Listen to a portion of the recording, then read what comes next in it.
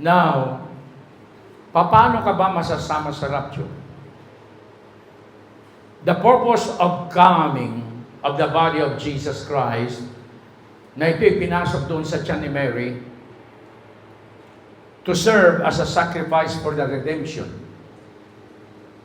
Noong mga panahon yan, He came as a sacrifice, the body and the blood. Ano ang purpose nito? Upang ang lahat ng mga tao, after it, coming to the point of realization na siya pala is a sinner and condemned doon sa eternal lake of fire, ang kailangan na lamang niya is to repent.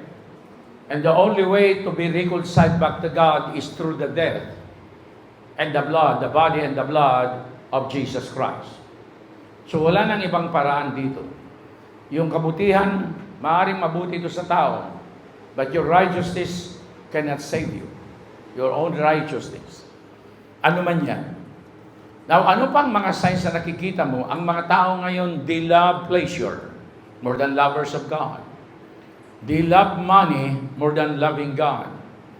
In the book of 2 Timothy, chapter 3, in the last days, perilous times shall come, reading from verse 1, this know also, that in the last days perilous times shall come.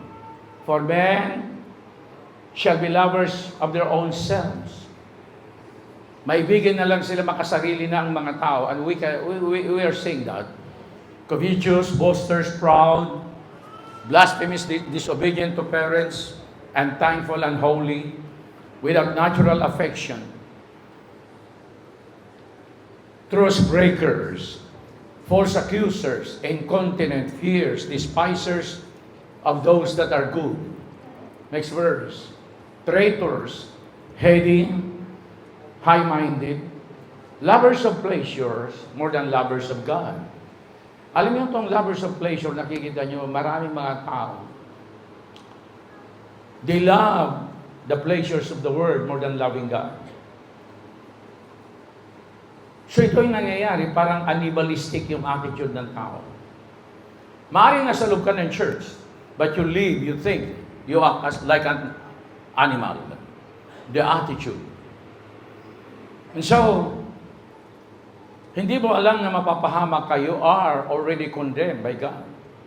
Ito ang dahilan kung bakit si Jesus Christ ay dumating in the human body. Upang ang tao ay ma-reconcile sa Diyos. Kung ang tao ay magbabago, repent. Maganda na nandito tayo, but don't be a hypocrite. Huwag kang maging hipokrito. Ano yung taong hipokrito at hipokrita? Dumadalo ka lamang. You look as a religious person, but you are not righteous. Ano ba ang religious person? You come, you attend, you present your physical body, showing to the people na ikaw anak ka ng Diyos. But in the sight of God, no. Because you have not repented. So pagdating ng rapture, ano ba ito? In the twinkling of an eye. Sa isang kisap mata, magaganap ito in the book of 1 Corinthians, chapter 15. In the twinkling of an eye, we shall be changed. In a moment, in the twinkling of an eye, at the last trump, for the trumpet shall sound, and the dead shall be raised incorruptible, and we shall be changed. So, sa isang kisap mata, itong katawang ito, mapapalitan kagad yan, and that is the mystery of God. Now, ito'y trabaho ng Holy Spirit, kaya naintindihan ko ito. Alam niyo kung bakit? Now, ako'y bagong born again while we were worshiping the Lord. Nakatayo ako, and then the Holy Spirit took me to heaven and showed me the throne of God. Mabilis, masyado, ganun lang, narinig ko nga, tumunog pa doon sa kisame. So, kaya naintindihan ko, what is the rapture? Ibig sabihin, hindi mararamdaman ito. Bakit kayo nandito? Maiwan kayo sa rapture. Okay. Kaya ko naintindihan what the Word of God is saying. Kasi ito yan. Sa isang kisap mata lang, hindi mo kinakailangan na umabot ka ng 1-2 segundo, no? Isang case sa mata. Kaya tinawag, sinabi ng banal na kasulatan, it's a thief in the night. Walang nakakalam. When the trumpet of God shall sound, tsh, mabilis masyado. Now, ang tanong dito ngayon, paano ang buhay mo ngayon? Are you sure sa iyong kalagayan? Oo nga, umatin ka dito. Ang prayer ko, wala ni isa man ay mapahamak, kundi ang lahat. God will keep you from all evil, and that God will preserve you to meet Jesus Christ in the air when the trumpet of God shall sound. Pero hindi naman ako ikaw. Mayroon kang sariling desisyon. At yung decision na yan will determine your eternal destination. Kung ano yung decision mo. So itong mga nangyayari nito, these are now the things that are happening before the trumpet of God shall sound. Bago mangyari yan, makikita natin ang lahat ng to, hindi lamang yung mga lindol na yan, hindi lamang yung mga bagyo na lang, baha, no. Pati yung technology. Isang araw, ang technology na ito na rin magkocontrol sa movement ng tao, even your mind and your right. Your right will be taken away. At yung sistema na yan ng technology will be implanted in the human body to control your mind and your decision.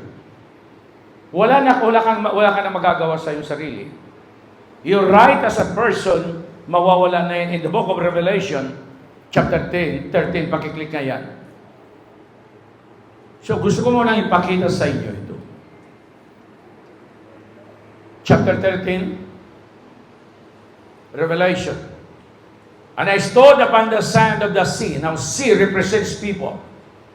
And so the beast rise up out of the sea, having 7 heads and 10 horns, and upon his horns 10 crowns, and upon his heads the name of blasphemy. Ano yung blasphemy ngayon? Okay.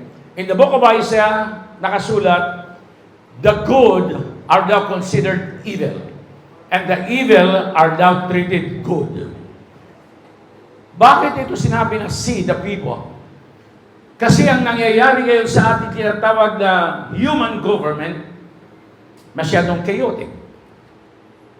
So ito ay nag-i-invite ngayon sa kaalaman ng maraming tao all over the world to look and to demand a leader of the whole world. Buong mundo. Magulo ang Amerika, magulo ang Canada, magulo ang Europe, magulo ang China, magulo ang Russia, magulo rin ang Pilipinas, pinakamagulo ang Pilipinas. See? At kasama ka rin sa gulo. Woe unto them that call evil good and good evil, that put darkness for light and light for darkness, that put bitter for sweet and sweet for bitter. So ito'y nangyayari ngayon, maging sa mga kabataan, di nga ba? You're supposed to be here, pero nasahutin ka. Why? Because you love pleasure. That is demonic. Now go back to Revelation. Maaring matatakot ka, pero maaring maiwan ka pa rin. And I stood upon the sand of the sea, and so the beast rise up out. The beast, meaning the Antichrist. Anong gagamitin niya? The system. At ito na ngayon, nakikita natin yan. The one-word currency or digital currency. The digital ID. At hindi magtatang, napakarami na sa China, wala nang cash doon. Ang ginagamit na lamang doon is panay card, o kaya cellphone. So lahat ng ito ay operational na lahat ng ito. Ang Diyos walang itinatangi, mayaman o mahirap. Gusto ng Diyos lahat ay magbalik loob na sa Kanya. Next verse, pakiklik yan, yung walang tatak ay papatayin. Para hindi tayo magtaga. Those who refuse to receive the mark. And he had power to give life unto the image of the beast, the Antichrist. That the image of the beast should both speak and cause that as many as would not worship the image of the beast should be killed. Walang maaring tumanggi dito. Kung ikaw ay nagtatrabaho, hindi ka pwedeng tumanggi because hindi ka na pwedeng pumasok sa trabaho mo. pag wala kang marka yan. Ano ito? That is the digital ID. Na ito'y itatanim ito sa human body. Ano ang mangyayari yan? You will be monitored and controlled sa lahat ng gagawin mo. You are controlled and monitored 24/7. And He calls it all, both small and great, rich and poor, free and bond to receive a mark in their right hand or in their foreheads. Right hand meaning, aalisin yung karapatan mo. Hindi siya, ibig sabihin na right hand, nasaan yung kaliwa? No. Aalisin yung karapatan mo, okay? Yung karapatan mo bilang tao, mawawala yan. And then foreheads meaning, yung iyong kalayaan, mawawala yan. They will control everything. Now, if you have the Holy Spirit and you are concerned for the salvation of your soul, then dapat mong makita ito. At ang sinasabi dito, and He calls it all, both small and great, rich and poor, free and bond, to receive a mark in their right hand or in their foreheads. And that no man might buy or sell. Ito na. Ito yung nangyayari na ito sa maraming mga bansa. Hindi ka pwedeng bumili, hindi ka pwedeng magbenta without the the digital ID. Sa Europe, lalo na sa England ngayon, mahigpit na masyado yan. And that no man might buy or sell, save he that the mark of the name of the beast or the number of his name. So ano ito? The number of his name is, ayan na, papasok na naman yan yung AI. Dating naman mabuti, do you value your soul? Ano bang mahalaga sa iyo? Is your pleasure lang? Your pleasure will bring you to your eternal damnation. Now, si Jesus Christ dumating sa dito to be used by God to redeem upang maganap yung pagliligtas ng Diyos. Si Kristo Jesus ay dumating siya. Ibinigay ang kanyang buhay. Natigis ang kanyang banal na dugo.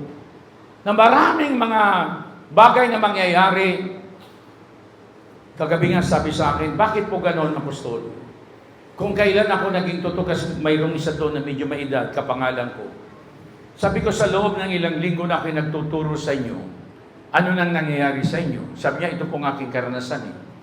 Kung kailan ko natutunan yung katotohanan at nabubuhay na ako dito, napakatindi naman ang persecution. Sabi ko, dapat lang. Ganon talaga yan. Ang sino mang nabubuhay sa Espiritu ng Diyos, ipe-persecute ka. Kahit kadugo mo yan, ipe-persecute ka talaga yan. Bakit? Kasi nasa kanila yung demonyo. So the devil will use the body to persecute those people who have the Holy Spirit. Ganon din si Jesus. He was persecuted. Sino? Pinersecute din siya ng kanyang mga kapatid sa laman. Joseph was betrayed by his own brothers. So mararanasan mo yan. If you have the Holy Spirit, walang po pwedeng magmahal sa'yo kung hindi siya anak ng Diyos. Go back to Isaiah. They considered those evil good and good evil. Woe unto them that nasa kabag-habag kayo. Those people who call evil good and put darkness for light and light for darkness, that put bitter for sweet and sweet for bitter. Now, paano ka madadala ngayon sa rapture? Because of what Christ Jesus did at the cross of Calvary. Makinig kayo mabuti. Minsan lang namatay si Kristo at hindi na yan muling mamamatay. Hindi naalala lang namin yung kanyang kamatayan. Gusto mong alalahanin kamatayan ni Kristo? 1 Corinthians chapter 11. Ano sabi niya? Alalahanin niyo ang kanyang kamatayan sa anong paraan? Through communion. Through communion. I hope nagko-communion kayo sa inyong mga area. Sa bahay, o kaya dito, kasi kung dito, medyo mahirapan tayo sa dami ng tao kung sabay-sabay. So, ang communion, doon mo inaalaala, ito, pakiklik nga yan, chapter 11, at yan ay ginagawa yan hanggang sa pagbabalik ng Panginoon. Hallelujah. For I have received of the Lord that which also I delivered unto you, that the Lord Jesus, the same night in which He was betrayed, took bread. And when he had given thanks, he broke it and said, "Take, eat, this is my body, which is broken for you. This do in remembrance of me." After the same manner also he took the cup, when he had supped, saying, "This cup is the New Testament in my blood. This do you as oft as you drink it, in remembrance of me." Paano nyo alalahanin? How? Taking the communion. Hanggang kailan? Hanggang sa pagbabalik ng Panginoon. Now, makinig kayo mabuti. Go back to the rapture. Kaya si Jesus Christ dumating, makinig kayo mabuti, ibinigay yung kanyang buhay upang ang tao ay mai-reconcile sa Diyos. Ano ang ginamit ng Diyos? The body and the blood of Jesus Christ in the human nature. Kasi at that time, hindi pa Diyos si Kristo, kailangan mo nang magdusa at mamatay siya because that body carries the blood of God. Siyang nagdala ng dugo. Hindi po pwedeng magligtas ang Diyos dahil Espiritu siya. Kailangan mayroong sacrifice and hindi mo pwedeng i-sacrifice ang Holy Spirit. He is too holy and so powerful. Pwede bang mamatay yan? No. Kaya ginawa yung katawang yan, prepared before the foundation of the earth, intended for the redemption. Hebrews chapter 10 verse 5. Pakiklik yan. Hallelujah. Wherefore when he cometh into the world, he says, "Sacrifice and offering the wood is not, but a body hast thou prepared for me." So the body was prepared before the foundation of the earth for the redemption. Now after the redemption, binuhay siya ng Holy Spirit, Romans chapter 8, and then tumira na ang buong pagka-Diyos doon. Okay? The body was raised by the Holy Spirit. Romans chapter 8, pakiklik yan. But if the Spirit of Him that raised up Jesus from the dead, who raised Jesus from the dead, the Holy Spirit, dwell in you, He that raised up Christ from the dead shall also quicken your mortal bodies by Spirit that dwelleth in you. So nung siya nabuhay na, dahil tumira sa kanyang Holy Spirit, the fullness of God dwells in Him bodily, Colossians, that the Godhead dwells in Him bodily. After na siya mabuhay na maguli, doon na siya naging Diyos. Ang huling bahagi ng kanyang pagkatao ay doon sa krus ng Kalbaryo. When He shouted, He said, "Ilahi, Ilahi, lama sabachthani." Yun ang simula, umalis ang Diyos. The last breath, sumigaw siya. The same chapter 27, the book of Matthew, doon na nalagutan ng hininga. After 3 days, bumalik ang Holy Spirit sa kanya. And that body that was sacrificed for the redemption, binuhay muli. So when Jesus, when He had cried again with a loud voice, yielded up the ghost. Ayun na, doon na namatay yung katawan. Nabuhay na maguli. Okay, 1 Corinthians chapter 15. Nung mabuhay na maguli siya, Diyos na siya. Kasi binuhay siya ng Holy Spirit. Sinabi niya doon, He was sown the natural and He was raised spiritual. Okay, 1 Corinthians chapter 15. Hallelujah. It is sown a natural body, it is raised a spiritual body. There is a natural body and there is a spiritual body. So in the body of Jesus Christ was quickened by the Holy Spirit, hindi na siya katulad ng dati.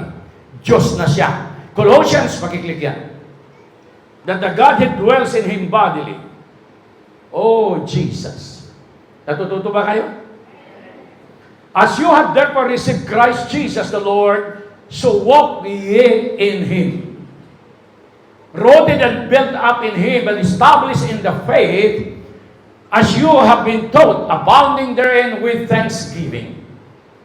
Beware lest any man spoil you through philosophy and vain deceit, after the tradition of men, after the rudiments of the world, and not after Christ.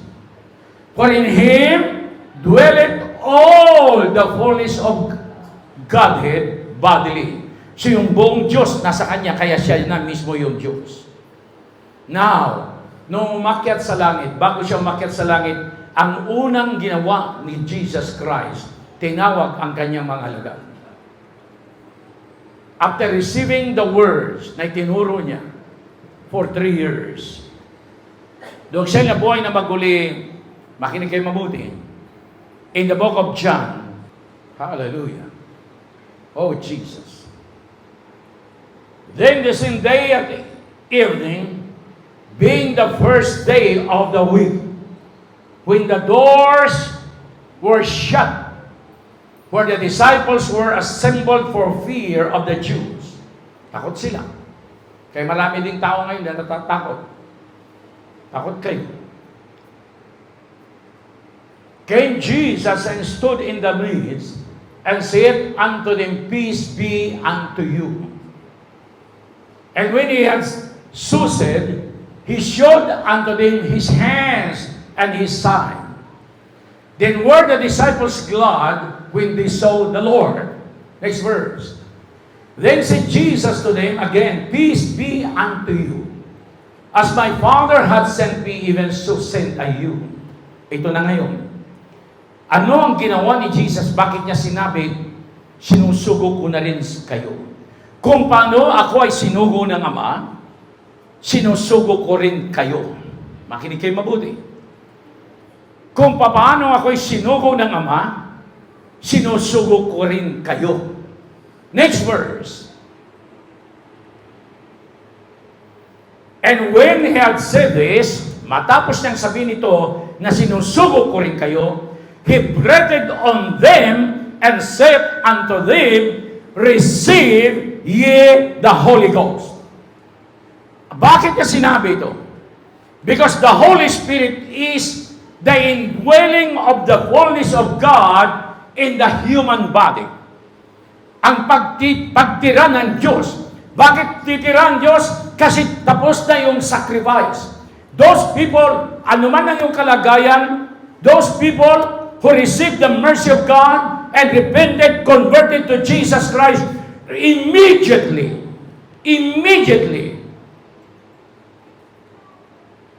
forthwith. Ito yung totoong forthwith. Immediately. Yung ibang translation kasi ng forthwith, thereafter. Ito yung diretsong forthwith. Anong ginawa niya? After giving them the instruction, telling the disciples, As the Father hath sent me, so send I you. At doon anong ginawa niya? And when he had said this, he breathed on them and said unto them, Receive ye the Holy Ghost. Bakit ito ginawa ng Panginoon? Now listen, when Jesus Christ releases the Holy Spirit, meaning, yung mga unang mga disciples, they become the dwelling place of God. Naging tirahan na sila ng Diyos. Makinig kayo mabuti. Ang Diyos ay nakatira na sa kanila. At dahil nakatira na ang Diyos sa kanila, nangyari sa kanila yung tinatawag natin reversal of the natural condition to a supernatural. Gusto ko maintindihan yan at kailangang mangyari ito sa buhay ng bawat isa. From the natural human condition to a spiritual and supernatural human condition. Anong ibig sabihin? Itong mga alagad na ito, dalawa na ang kanilang kalagayan. As the natural person, the human being, number 2, supernatural. Bakit? Nasa kanila ang Holy Spirit. Nabakinig kayo mabuti. Anong condition ng tao sa ngayon? When a person repented because of the mercy of God, the body and the blood of Jesus Christ was already more than enough for every sinner. Pag sinabing sinner, makasalanan lahat from the womb. Because of that death, the body, the crucifixion, and the shedding of the blood of the body of Jesus Christ, and the death and the burial, makinig kayo mabuti, that made a way for God to reconcile you back to Him. Wala nang ibang paraan. Ano ang gagawin lamang? When a person repents, converted to Jesus Christ, the Holy Spirit will come in and you become the dwelling place of God. Ephesians chapter 2. Ikaw ay maging tirahan na ng Diyos. Through Him, you Gentiles are also being made part of this dwelling where God lives by His Spirit. So, bawat isa ngayon, you have the ability like Jesus when He was still on earth. Kapag hindi pa nangyari ito, meaning hindi ka anak ng Diyos, the Holy Spirit is not inside of your body. You need to repent very quick.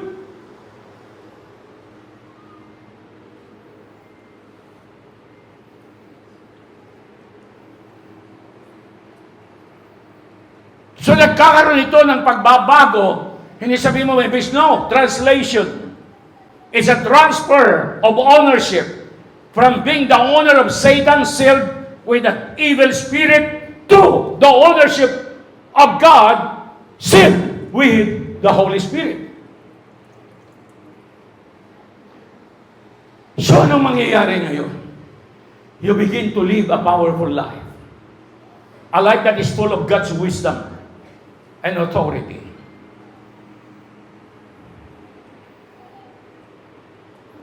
Ba't kayo malungkot? Ayaw niyo?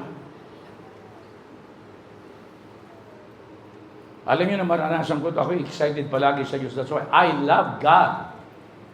I love Jesus more than anybody in this world.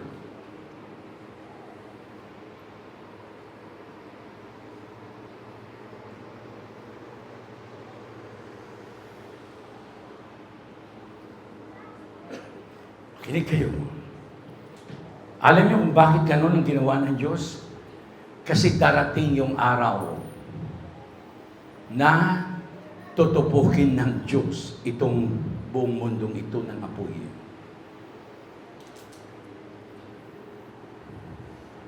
Second Peter chapter 3. Ang unang bungad dito is repentance. But the day of the Lord will come unexpectedly as a thief. Hindi mo inasahan. Then the heavens will pass away with a terrible noise. And the very elements themselves will disappear in fire, and the earth and everything on it will be found to deserve judgment. Maraming mga tao na because of their stubbornness, siguro hindi sila nakatakda sa kaligtasan. Kaya kung ikaw, pamilya mo ay may mga ganyan, hindi ba yung masaktan mo sila, mamulat lang. Kaysa naman pinababayaan mo yan na magdurusa siya ng walang hanggan sa apoy ng impyerno. Kasi dating araw, maghihiwalay din kayo kapag hindi naligtas ang bawat isa. Maghihiwalay kayo. Pinipreserve mo yung relationship nyo, bloodline relationship, mawawala din yan. Kung ako ikaw, hindi bali nang masaktan muna. Makalaya lang siya. Matamo lamang niya ang awa ng Diyos at maligtas siya. Kaysa naman, pinipreserve mo yan, yung banding ninyo, di ba? Hinahayaan mo lang kasi may alaga. Isang araw, maghihiwalay din kayo. Alam mo, kahit pareho kayo doon sa impyerno na, hindi rin kayo magkakilala. Ay, hindi, magkakilala kayo, pero ibang bariw na kayo. Yung isa sa Kuyab, yung isa naman sa Binangunan.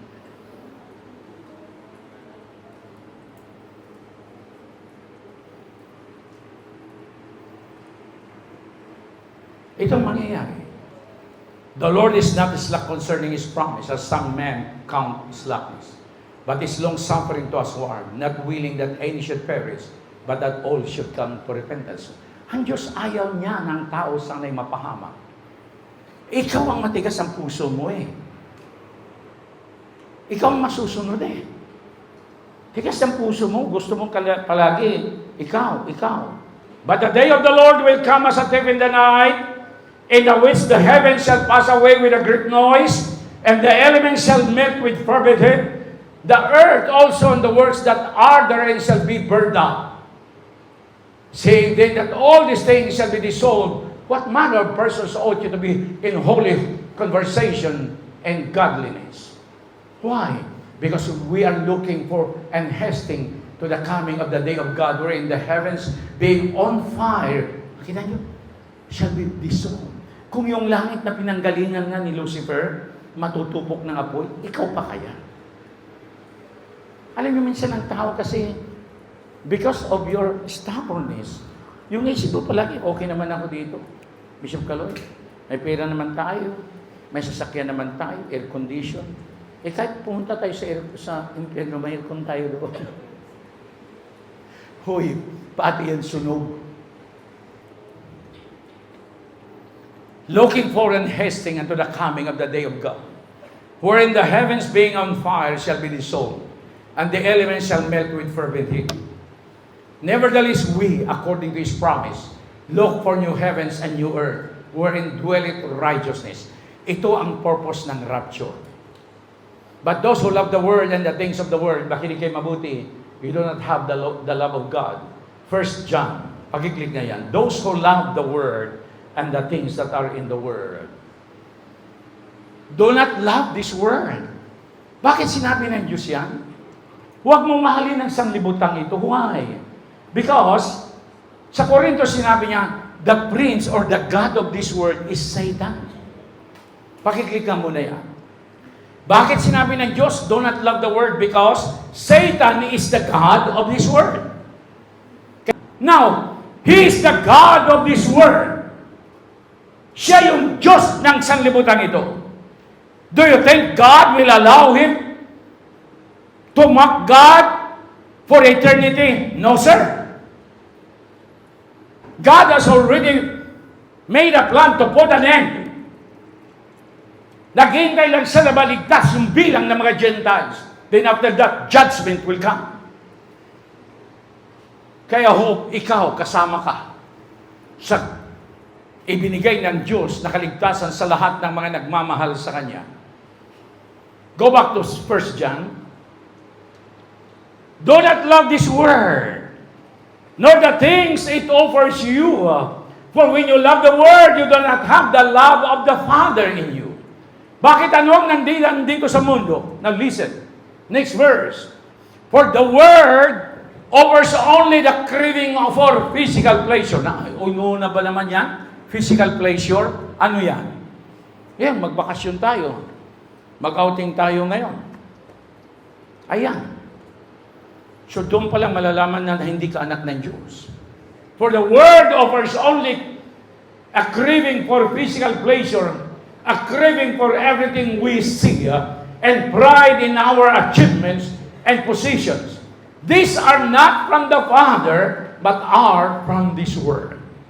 So God will put to an end ang lahat ng ito sa pamamagitan ng apoy, upang ang sino man ay wala nang makapagmamalaki. And that is the end of the work of Satan. Tatapusin niya yan lahat-lahat yan. At bago mangyari yan, anong gagawin ng Diyos? I-evacuate muna niya ang kanyang mga anak. Dadalhin muna niya ito sa itaas. Doon sa alapaa. Kaya sinabi niya doon sa 1 Thessalonians chapter 4, I hope walang maiiwan dito. For the Lord Himself shall descend from heaven with a shout, with the voice of the archangel, and with the trump of God, and the dead in Christ shall rise first. Then we which are alive and remain shall be caught up together with Him in the clouds to meet the Lord in the air. Saan tayo magtatagpo? In the air, clouds. And so shall we ever be with the Lord. Ano ang purpose niyan? Makinig kayo mabuti. Magkakaroon muna ng evacuation for 7 years. Why? Dahil magkakaroon ng tribulation for 7 years dito sa ibabaw ng lupa. Makinig kayo mabuti. Naintindihan niyo na. 7 years. Day and night. Tribulation. And the outpouring of the wrath of God. Ibubuhos din dito yung puot ng Diyos. Kaya pag naiwan ka, ibig sabihin, hindi ka anak ng Diyos, kasama ka sa judgment na ito. Now, paano ka mapapasama? Number 1, totoo kang nagbago. Totoo kang natubos sa pamagitan ng dugo at katawan ni Kristo. Then you have the Holy Ghost. Bakit Holy Spirit? Yung Holy Spirit, iyan ang magdadala to present All the believers sealed with the Holy Spirit. Yung Holy Spirit na yan ang magdadala to present us to Jesus Christ. Hindi ikaw, hindi yung nandito ka ay makakasama sa kasarap yun. No. Number one, you have repented, converted to Jesus Christ, and you have the Holy Spirit. The Holy Spirit Himself will bring us up to present us to the Lord Jesus Christ. Siya ang magdadala. Siya ang magbabago sa ating katawan. Ngunit ano ang makikita mo habang nandito ka pa?